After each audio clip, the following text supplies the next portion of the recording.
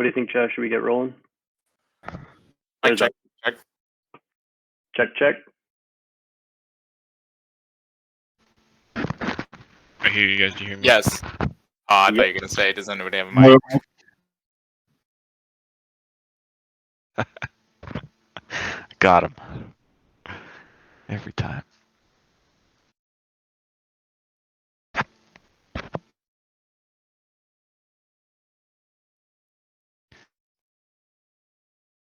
Shall we get started, Archie? Yeah. Hey, everybody. Welcome. Let's roll. As always, we're here to answer questions. We'll start with a brief update, some stuff going on with the protocol, recent developments, and then we'll open up the floor. If you do have a question, feel free to post it in the text chat or raise your hand. We'll bring you up later. Let's go.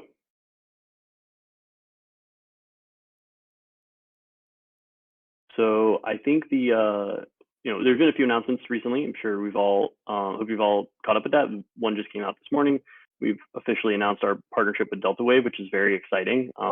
May not seem like a huge deal for people who aren't in the energy sector, but one of the biggest sources of pollution right now is obviously oil and gas companies themselves. So they're going to be they are major consumers of offsets, and Deltawave is a really exciting way to bring greater transparency and efficiency to that sector of the offset consumption space. Very exciting. The other big development that I wanted to bring to everyone's attention is we are going to be speaking at a few conferences, and one of them is associated with Lens Protocol. LFGrow, Let's Effin' Grow is going to be happening next week. They're doing a hackathon with ETHglobal as well as some panels, and we're going to be speaking on the crypto climate panel. We're also going to be making an appearance at the Harvard Blockchain Conference. We were invited to speak there on their climate crypto panel, so very excited for that to share about Klima with a wider audience. That's most of what I have on the short list. Archie, Chaz, you got any other updates? We completed KIP 16, so we moved the BCT USDC, so that's all done. What else? Oh yeah, and so KIP 17 is up on Snapshot. The vote will conclude on Saturday. So I'm happy to talk more about the motivation there, but the idea is to really build out this retirement tool that we're getting ready to launch to position it as a aggregator, right? So that we can bring in non-dilutive revenue from tokens, carbon offset tokens that have been vetted by the policy and partnerships team, but haven't yet been accepted into the treasury. The idea there is really to establish a more gradual process, right, for the inclusion of new carbon assets. So we don't have to just turn on the tap with bonds immediately. We can evaluate and start accumulating those carbon offsets without having to mince Klima to back them through bonds. The other sort of interesting element with KIP 17 is that we haven't necessarily decided what to do with the fees. The default that we settled on to keep things simple is that the fees will just be deposited into the treasury and serve as backing for Klima. They're carbon, right? So any carbon that's legit can serve as backing for Klima. But long term, we can decide, for instance, to sell those fees for stables or to sell those fees for Klima to fund DAO operations. That's one option. Basically, we would just need to pass another KIP to decide what to do with those fees. But for now, they'll serve as backing for Klima.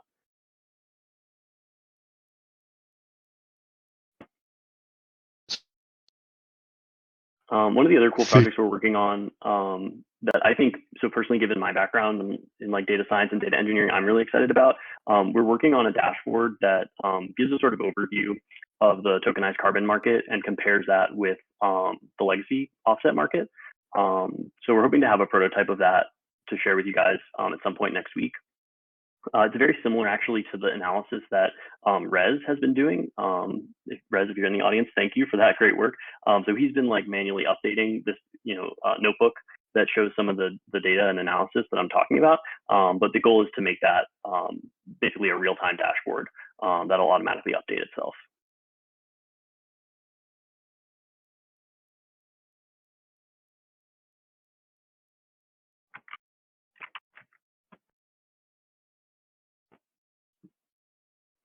I think that's just about it. Unless anybody else has announcements, I think we can open the floor.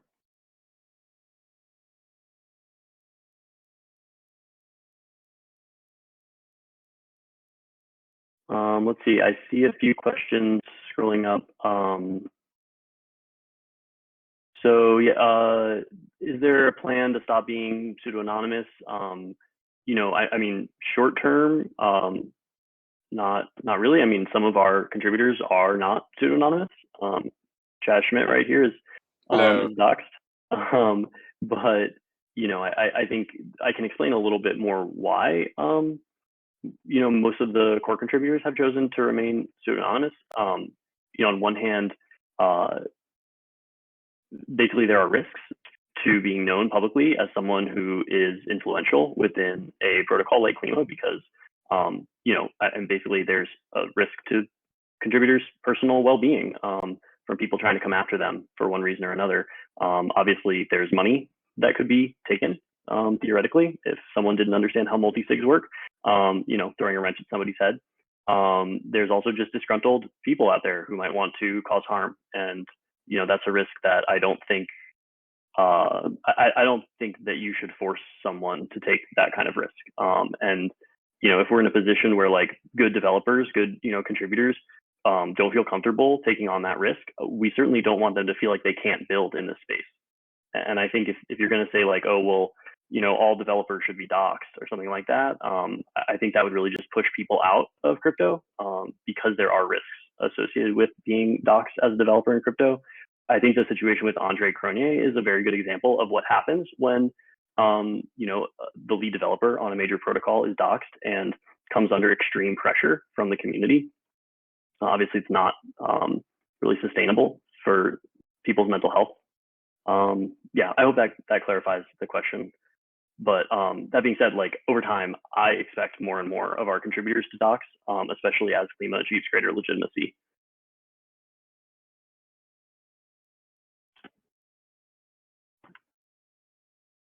I don't know if anybody else up here wanted to give their input on the pseudo-anonymous question. Yeah, it comes up a lot. I think Archie spoke on it. Well, you've given a great example. Archie spoke on it before, pros, cons, so forth. I mean, I think you're right. It's not like people, you know, there's different levels of trust, right? And I think for the team and contributors that we have, clearly, you know, they're doxed to some individuals or they're known, and so I think there is some backlash on it. But a lot of DeFi projects, a lot of crypto is always kind of revolved around this idea that you can have anonymous contributors or people developing. And I think, yeah, the Andre Cronje example is also pretty telling.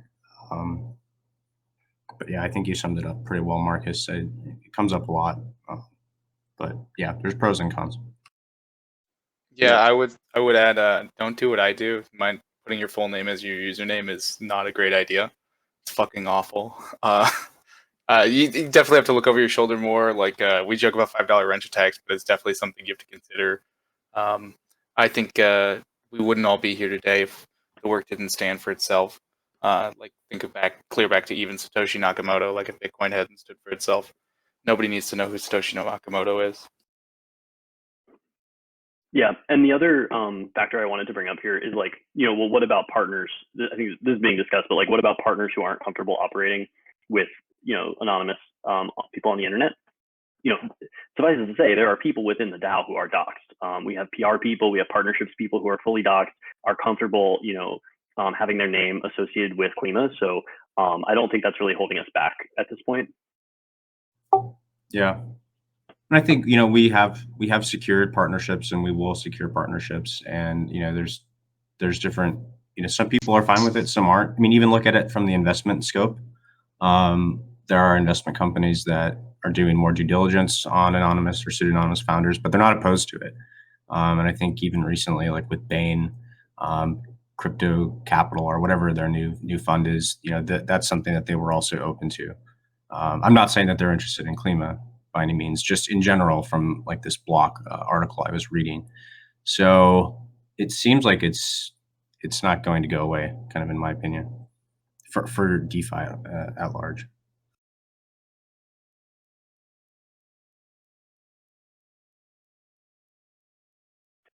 Cool. We've got Napalm up here. You want to go ahead and ask your question? Welcome. Hey, everybody.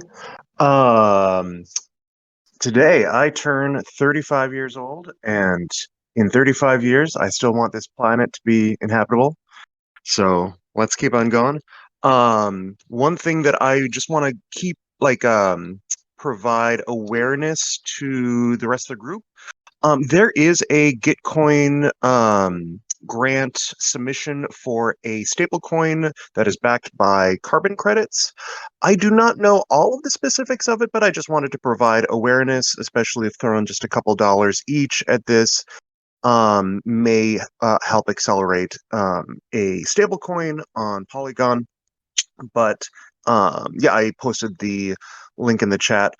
I do have a question about, well, number one, I have a comment. If we could provide in the future, like, titles for KIPs, because I think it's KIP 16, but I have a question about the KIP where we are adding more liquidity to the Klima slash USDC.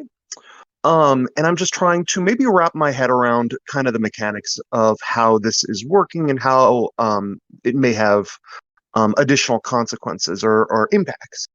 From my understanding of how AMM liquidity works, is that if we add a substantial amount of liquidity, and I haven't necessarily looked too far in the details, I've been busy lately, but if we add a lot more liquidity to the Klima USDC pair than is currently kind of out there, that adds a lot more stability to where the current price is at.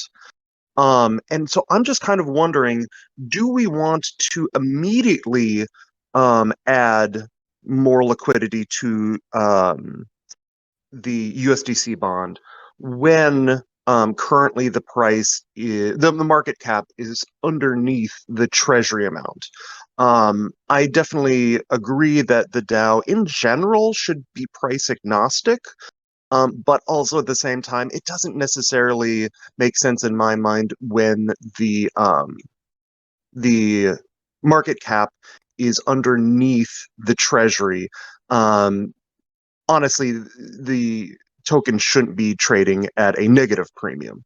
And so I'm just wondering, would that create a situation where it is harder to get back up above the treasury amount for, or am I just way overthinking this and being way too middle curve? So I think first it would help. Archie, do you want to take this one? I was just gonna say we need Brian. Where is he? Yeah, Brian would be able to explain the full math here, but so it's really a matter of perspective, right? So on one hand, you could take the argument that we were able to almost triple the depth, the amount of value in that pool with just about $1 million of USDC and 100,000 Klima. So like we got essentially it was a very capital efficient increase in depth.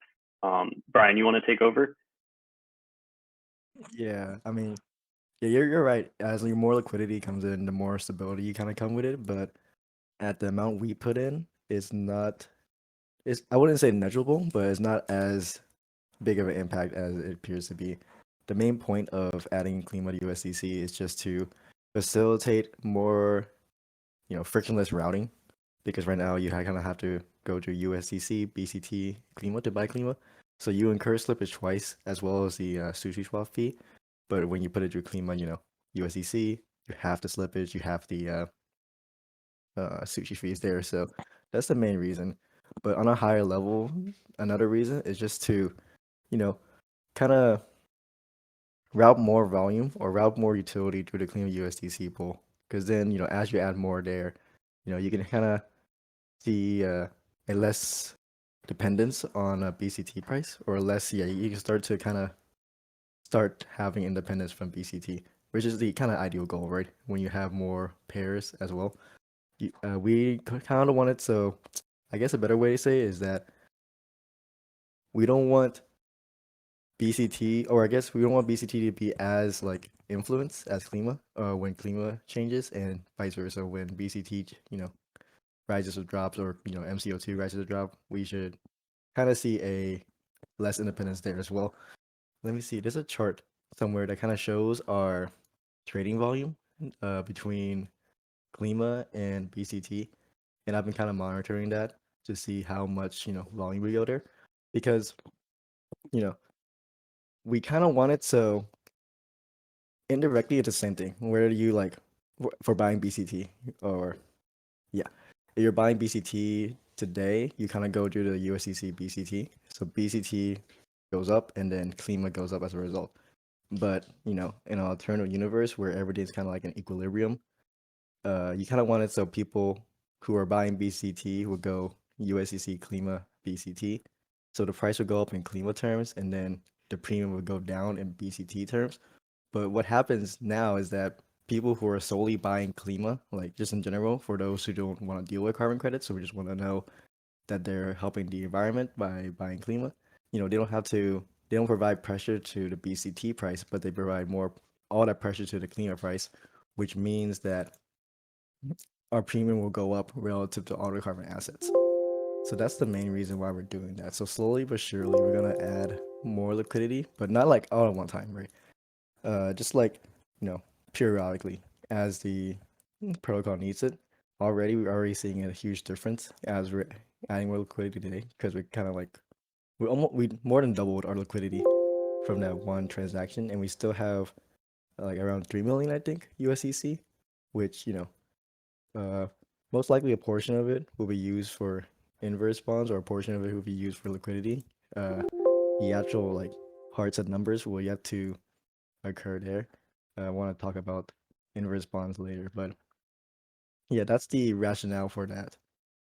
But yeah, if if Klima USC was around like 100 million or a billion, then you would see huge stability. But at a 3 million right now, I don't think that's a huge detriment. Yeah, it's sort of two sides of the same coin, right? Like you're right that now the price will require larger volumes to move by a given amount in dollar terms, but that also works in our favor, right? Because we'll have greater stability and larger order flow through the pool. Yeah, I mean, like it's hard to go up, but it's also harder. I guess not hard, but it's like slightly harder to go up, but it's harder to go down as well. So it works both ways. Does that make sense, Napalm? Also, happy birthday. Happy birthday.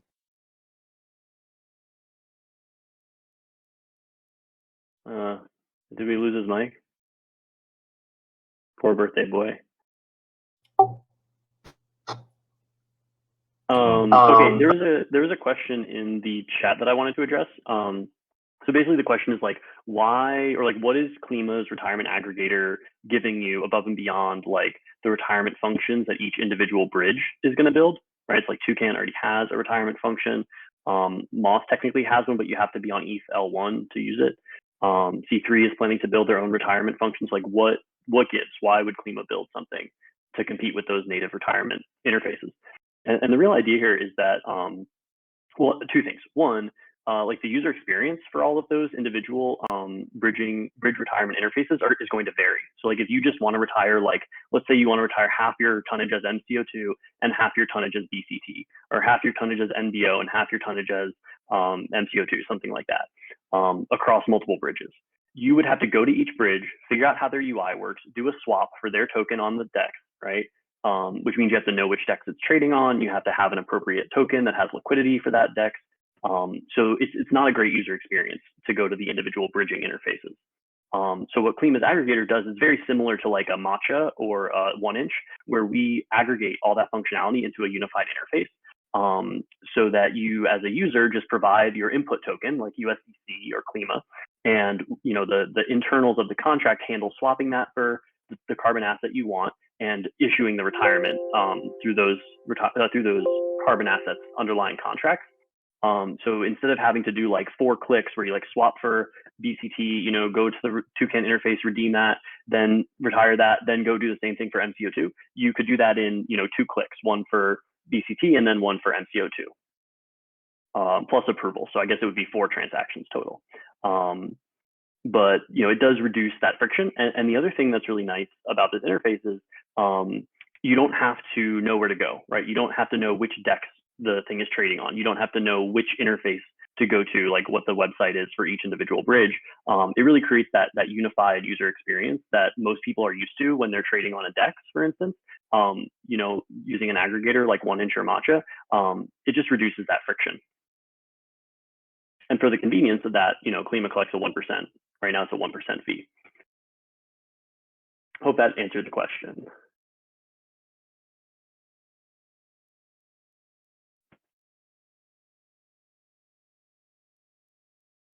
Yeah. There's a question about the runway. Yeah, it was basically calculating runways is very it's tricky business, because when you're extrapolating out exponential growth far out, a very small change in the parameters can create a very large change in the long-term behavior. Yeah, that's a good point, Ishmis. That there's a balance there, right? Of like how much are people willing to pay for the convenience. And I think that really comes back to like who are our target users, right? Because if your target user is a DeFi native, right, then they're probably comfortable going around and doing DEX swaps and figuring out where the liquidity is and all that.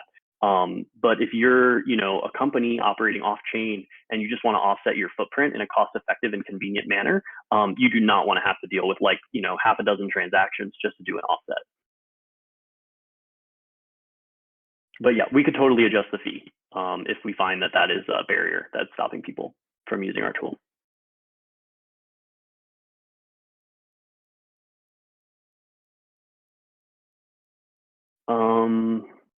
Solid World DAO, they are not a Klima Infinity partner. We had been in some talks with them initially, but they've kind of, we haven't spoken to them in like 6 months. And they're not, they're like, anyway, I don't want to go on and on, but basically they, Solid World DAO is not necessarily like a Klima Infinity partnership type thing. It would be more like a partner protocol if they can prove themselves and demonstrate value, but it's still very early days.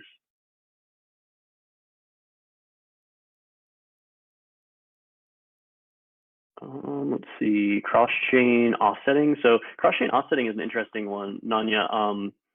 So like basically with MCO2, we're already doing cross-chain offsetting. Like that's how MCO2 has to be retired, because the original MCO2 is all created on L1. And so in order to actually retire MCO2, you have to bring your Polygon MCO2 back to L1 and issue the retirement there. So basically Moss built a like a escrow contract, where what happens when you retire MCO2 on Polygon is it gets sent to that escrow contract, and then periodically a batch will be bridged back to ETH L1 and retired, and the contract kind of handles all the internals of that. Yeah, so cross-chain retirements is already a thing. What I will say though is that the infrastructure for doing cross-chain retirements is not trivial.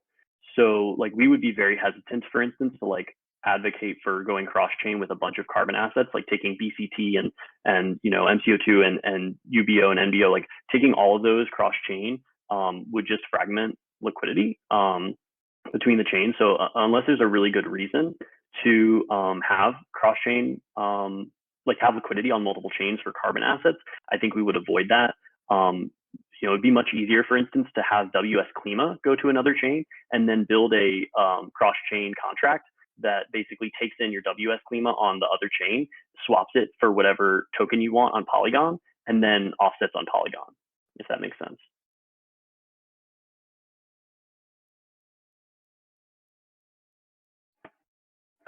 Yes, love Brian's paint art. That's awesome.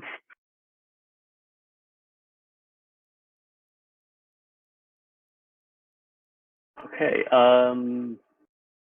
let's see. If anybody else has any questions, feel free to raise your hand. Oh, we have one.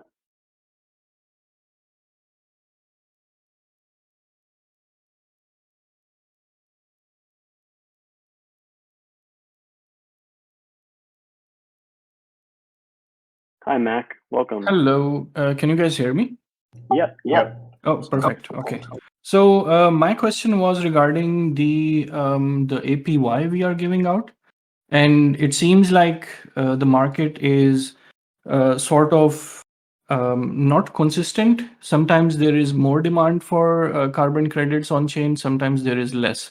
Is it possible that we could make this sort of dynamic so that it reacts to the whatever the demand is to bring carbon credits on chain? And if there is not enough demand, we don't end up in a situation where the Klima token gets devalued, let's say. Thanks. Interesting question. So you're suggesting that the APY, the reward rate, could be coupled to the price of carbon on chain, for instance.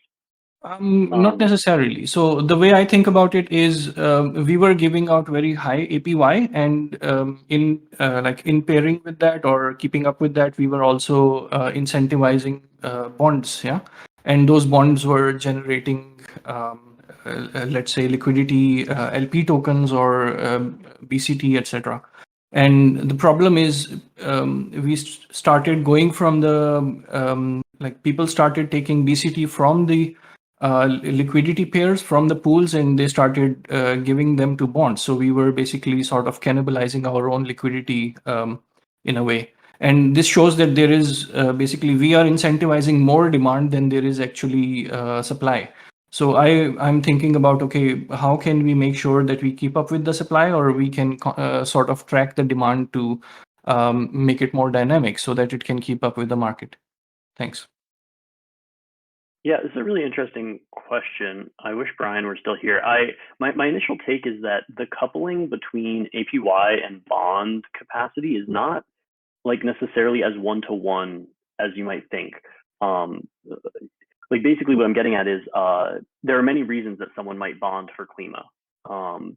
And one might be to bond and then stake and hold, right? And just get a discount under market price, right? And then the APY is basically like the carrot that keeps them staking, right? I think what's hard in our position specifically because of our unique role in the carbon markets is that we need to keep sucking in carbon credits to avoid stagnating demand on chain. And I think the really hard thing with a dynamic APY is that you basically have to have a model for the relationship between reward rate and demand for carbon credits. I think, if I'm understanding this proposal correctly. And having such a model is not straightforward, I don't think, because the markets are still pretty immature. Mm-hmm. Okay, I understand that. But I think where my head is at is what happens when in the far future, right? Assuming Klima succeeds and we've got a billion circulating supply or whatever, and the reward rate is going to be much lower, obviously. And the question then becomes how do you create an incentive for people to continue staking and holding Klima? And that's where a more dynamic reward rate would be a great idea. For instance, you could let the governance owners, right, the people with the tokens, decide what the reward rate is in a more direct way. Right now, the policy team models things. We look at the metrics and we figure out what an appropriate reward rate is for the current market conditions. But in the future, you could imagine a setup where we basically make the reward rate into a gauge, kind of similar like a curve gauge, and then the market can decide what it thinks is an appropriate reward rate, and the rights to set that reward rate go to the people who own the Klima, right? The people who have the governance rights. So there's that sort of that dynamic. I think would play out better if the market was controlling it than if some linear regression model or something that the policy team built were controlling it. Okay, yeah, I think I agree with that. I think that might be better, but I understand your concern that, for example, if we set the reward rate too low right now, we might end up with not enough runway. Yeah, well, if we set it too low, we would end up disincentivizing stakers, right? Yeah. So it's a balance, yeah. Yeah. Also, a follow-up question. So, do you think liquidity is preferred over BCT right now, or is it the other way around? So, if you were to choose which one you would prefer more in the treasury, which is it? Yeah, it's hard to say in generalities here because the thing with the LP tokens is that adding more LP, basically LP brings in much less backing per Klima minted, right? Because we have to mark down the carbon held in the LP. And so adding LP is really only beneficial when the pools that you're adding to are underutilized, meaning like there's a need for greater liquidity. So like for instance, So I was going to say there is also a counter argument to that, which is that LP is also generating ongoing fees for you. That's for true. example, That's if you have totally just naked BCT, that's not going to be doing that. That's totally true. And that's proportional to the volume, right? Those fees Yeah. collected are proportional to transaction volume. So the idea is like, if the pool is underutilized, right? Like let's say, you know, the total volume only requires 20% of the liquidity in the pool. Like there's basically a calculation you can do to measure utilization of a liquidity pool.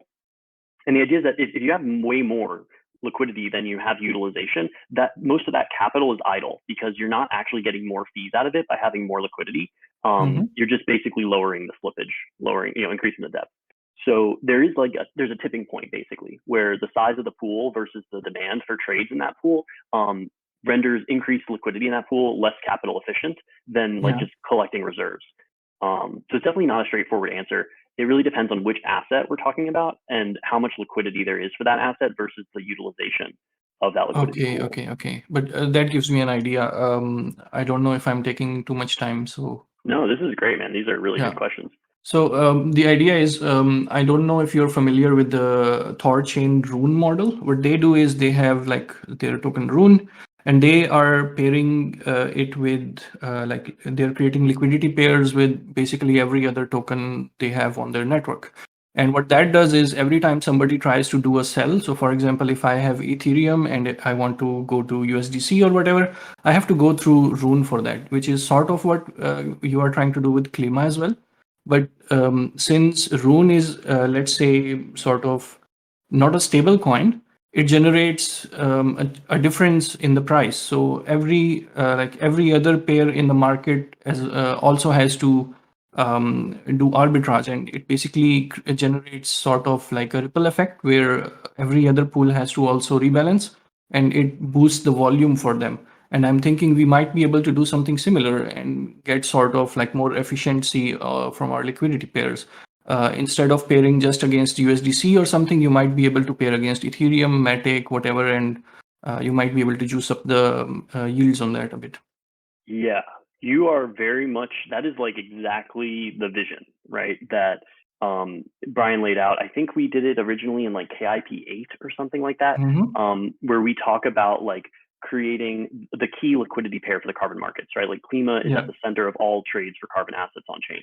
And right now, you know, the main pair between like the carbon market and the external DeFi world is USDC, right? It's the most used stable on Polygon. It's very well, like everyone knows what it is. It's a very trusted stablecoin. The only issue is Circle is centralized. So the idea is that eventually as Klima matures and as the on-chain carbon market matures, instead of pairing each carbon asset with like ETH or pairing each carbon asset with Matic, we just have to pair Klima with Matic or Klima with ETH to create that additional, basically like a more robust market essentially, where there's more arbitrages that have to happen to keep the prices balanced.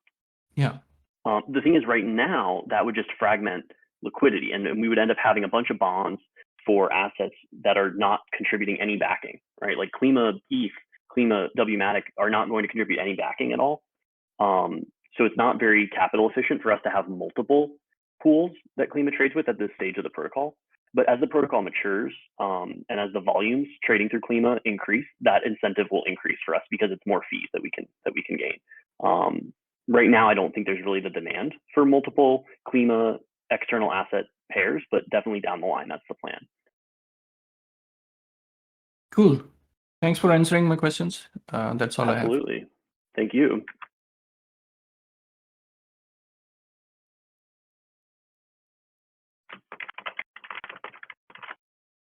Okay. See, any other questions that have come up since I was talking?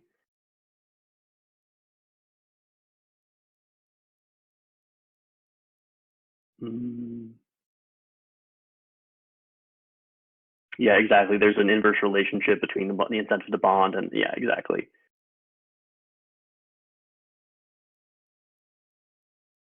Cool. I don't see any other questions in the chat. If anybody has any final questions, we can take it. Oh yeah, I did totally forget about the executive order.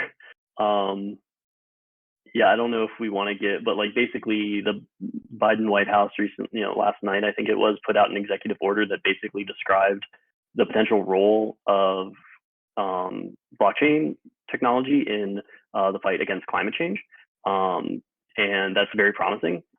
We haven't heard from the White House yet, but it sounds like they're basically going to establish like a working group to, I think they're calling it a task force, to investigate blockchain technology in general, and specifically its potential impact on the environment. They mentioned both the negative, like Bitcoin is bad for the environment FUD, as well as the potential for blockchain to be used for things like exchanging liabilities for greenhouse gas emissions, which is basically what Klima is building. So it's very promising. Definitely, it's reassuring to me personally that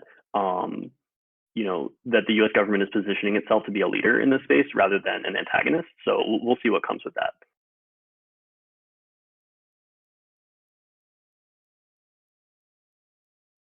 I'm excited for when we get invited to the White House. I'm so excited. They make you take off your shoes. Okay. Oh, so I see. Likely 199. There were some additional questions. Marketing on the website. Yeah, marketing PR is definitely a major area of focus for us in the coming months, especially with Klima Infinity. We're going to be going after more and more mainstream companies and partners for that. So marketing and PR will definitely play a critical role in that. I think one of the things we definitely are planning to get up on the website soon is references to all of our media mentions, because we have been mentioned I think more than half a dozen times in various media outlets. So we're going to try to get a running list of those up on the site. Actively doing about price. I don't really, we're focused on building a market, right? Yeah, let's get Brian up. Yeah, like policy is basically the active group that handles everything that deals with that. So yeah, if you're curious, come hang out in the contributor policy side of things. Yeah, definitely in the policy forum, we can talk more about what the various market dynamics are. I mean, I think it goes without saying that the broader market has seen a pretty massive correction in the last few weeks, especially crypto. Bitcoin's down 35%, something like that, from its all-time high. So it's all I can say in this context. Gaucho Rob asks, how many token holders are there? That's on our Dune. Last time I checked, it's somewhere around 60,000 unique wallets. Now there's this whole question about people have multiple wallets and move their stuff around and all that, but that's order of magnitude what we're talking about. Yeah, it's 63,000 or so. Unique wallets. Yeah. Hopefully no one's sharing. That number's been pretty consistent over the last few months too. Yeah. Update on Mobilum integration. I don't think we have an update. I haven't been following that super closely myself. My understanding is that they built out. Yeah, they built a prototype basically, and we need to get it integrated. Yep. Did we talk about the other integration? Is that allowed, or am I getting in trouble? So I mean, it's already live. So wait, which one? Yeah, it is live. You can go use it. So I don't know. Could someone find it on their own? Oh, okay. You're talking about that. Posted. Got it.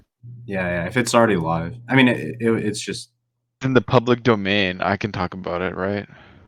What would someone have to search to? Because I know there's a marketing campaign going with it. Oh, so yeah. You better not. I'm gonna get in trouble. Leotard's gonna kill me. Yeah, there's a couple other things that All right, it rhymes with ball sack. I think the nice thing, we have a lot of coordination on these aspects, and as much as we want to tell people new things, there's a reason that we keep some of it under wraps, just so it can be rolled out deliberately, and with said partner. So yeah, exactly. I know there's a huge campaign going with it, so I don't want to spoil it. Yeah, I do have another question that Napalm wanted to ask before his mic rugged him. Do we still estimate the onboarding of multiple Fortune 500 companies by the end of March? I mean, we've talked about this before, but the real issue with the larger organizations, right, the multinationals and Fortune 500s of the world, is that their partnership cycle is extraordinarily slow. You know, like DeFi partnerships are things that, you know, like we make them happen in like a week or two. You know, and we're talking about like 6 to 8 months with a Fortune 500 or similar. Yeah, I've seen that posted around. I mean, I think like with Deltawave and Eco, like these are great, you know, companies to work with. And while they're not Fortune 500s or, you know, publicly traded, I don't think it discounts the fact that there's going to be early adopters and people that get it and want to be ahead of the curve. So, I mean, we have a ton of inbound interest, and it ranges from things just like NFT projects all the way to, you know, traditional kind of services. So on the demand front and on our outreach, it's strong. And as you've seen, like in media, like the topic of cryptocurrencies and climate is almost like a daily occurrence. And the other point I think too that will help, well, yeah, I mean, it will certainly help, is the custody management for Klima and for staking and especially for publicly traded companies. They're not as willing just to buy Trezor and MetaMask and like let it rip. They're going to have to go through more of a formal process. With that, though, the custody management will be really key. I'll be honest, the drawback there, the slowdown there has been that some of the custodians don't have Polygon support yet. Like they're just finishing up Bitcoin or Ethereum in some cases. So that will help ease, I think, people that will have to have a custody solution. So in the meantime, more of the focus has been on people that are ready to go now.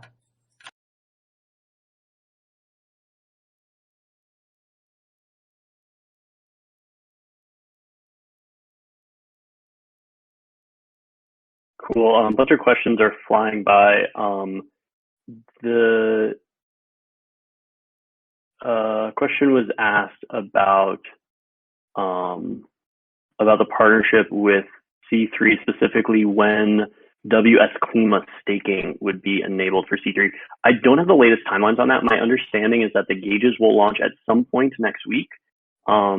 I think that's just the LP gauges. I don't know if they're including the single-sided staking at the same time, but yeah, I'll have to defer to C3 on the detailed launch plans for that.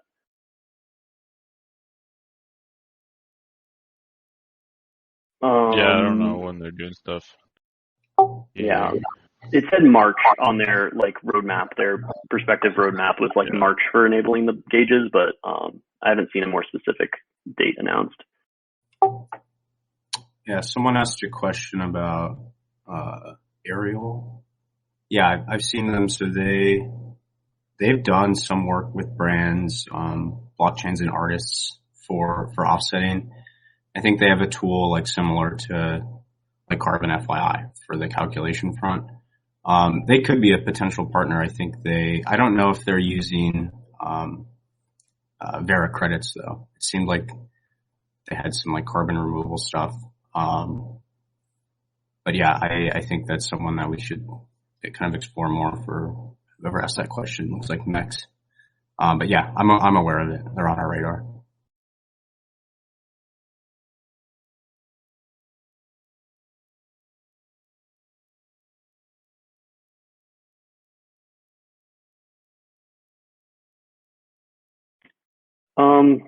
So there's a question about the Vera's position. So there's been a few statements put out by Vera since we launched and really capitalized this whole on-chain market. The general idea that like Vera's business model is all about reputation, right? It's all about trust that the credits are legit, that they've been audited properly, that the methodologies have been followed. And so I think Vera's big concern is like they do not want. This is my personal opinion, by the way. I have not spoken to anyone with Vera. I'm just operating on the public information that they put out. They don't want shady business going on, right? Like for instance, there was an NFT sold where it represented one Vera offset 1 ton, and it was sold for like $70,000, which is insane.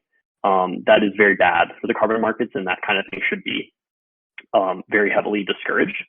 So, you know, what we're doing, and specifically what Toucan is doing with their bridge, and C3 is following a similar path, of just basically transferring the offset rights from Vera's like Web2 database onto a Web3 blockchain, they don't seem particularly opposed to that. What they really want is like standards and basically they want things to be above board, which is totally reasonable given the importance of reputation and trust in the carbon markets in general. So yeah, I think I'm not specifically concerned about Vera like trying to claim that all the offsets that have been bridged on chain are invalid or something like that. I think if anything, you know, they're going to want to cut at some point, right? They're going to want to get in on this. And, you know, we'll see how that plays out over time.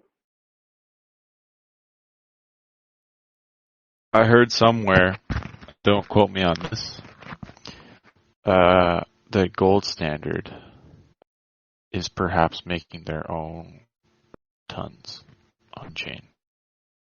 Setting up their own bridge. Yeah, there will be no bridge. Like, it'll just be that way. It'll just be natively on chain. Wow. Yeah. And they're like, that's why they're super mad about anyone who's like pretending to do gold standard stuff. Is what I've been told. But this is really funny because we've known that Vera and Gold Standard have both like attempted things in blockchain, but they've never executed, which is really weird. But now I guess they have no choice. They're like, well, obviously demand and like people are pushing it. But this is a rumor, so don't go spreading this. But I just that's what I heard, and I was like, oh. That would make a lot of sense for their behavior, right? You know, it made me think of the South Pole article too that I was hoping they would respond to or edit. I don't know. I can't believe he wrote that article. Yeah, literally the founder of South Pole looks like a clown. Uninformed take for sure. But even though it wasn't the most positive mention of KlimaDAO or like tokenized offsets, I think it's still becoming, to Archie's point, so big that you can't ignore it anymore. And it's just there, and we're still building. And honestly, that's the most healthy kind of pressure and competition for the market.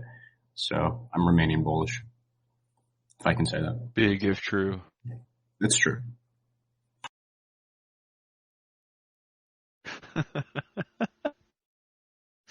damn it. It's true. So good. But yeah, I think we can wrap it there. I mean, we've been here for an hour.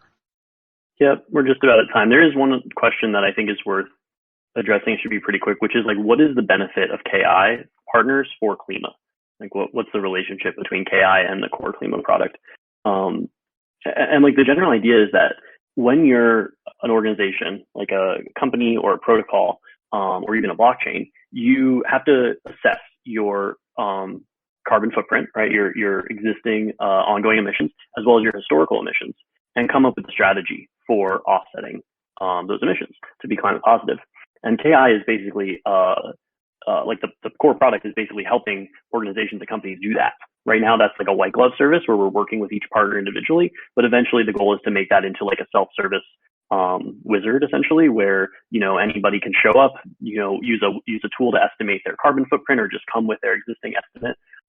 And we will walk them through the process of setting up an on-chain carbon offsetting strategy.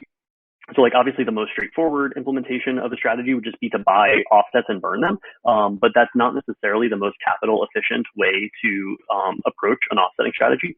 So what Klima, the token, offers to a Klima Infinity partner is an opportunity to put in capital today and have that capital grow in carbon offset terms over time as we accumulate more offsets into the treasury. And then at some point in the future, that organization would either sell part of their Klima for offsets to consume, to retire, or, you know, there's this interesting idea we've been discussing and we've talked about in a few of the policy chats, is the idea of like directly swapping the Klima for offsets and consuming them all in one transaction. So it allows the offsets to flow out of the treasury, but they can't actually be held, like the monetary value cannot be extracted, only the retirement value. And then we burn the Klima we receive, so there's no loss of backing per Klima. So yeah, so basically KI partners, most of them are buying Klima and holding it as part of their long-term offset strategy. which is good for Klima because that means we have more long-term holders.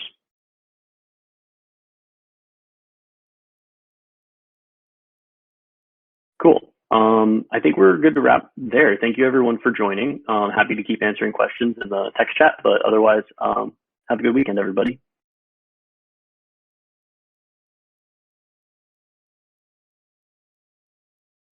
See you, everyone. See ya.